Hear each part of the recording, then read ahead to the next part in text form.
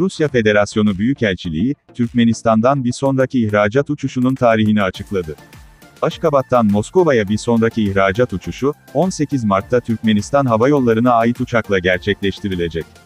İlgili duyuru, Rusya'nın Türkmenistan Büyükelçiliği Konsolosluk Şubesi Telegram kanalında yayınlandı. Aşgabat'tan hareket saati 6 Aşgabat saatidir.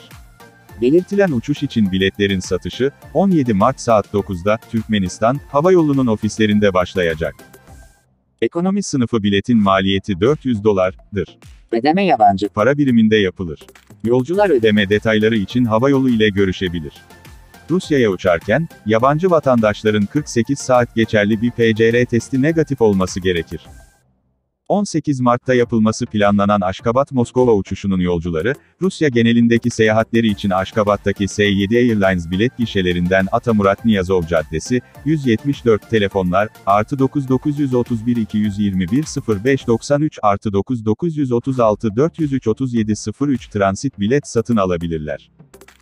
bu havacılık uçuşu, Mart 2022'de 40. ihracat uçuşu ve üçüncüsü olacak. 39'uncusu 14 Mart'ta gerçekleştirildi. Daha önce, ihracat uçuşları genellikle Türkmenabat Havaalanı'ndan Rus Havayolu Sibirya tarafından gerçekleştiriliyordu. Türkmenistan'ın Rusya ve diğer ülkelerle olan düzenli uçuşlarının, koronavirüs pandemisi nedeniyle Mart 2020'de askıya alındığını hatırlayın.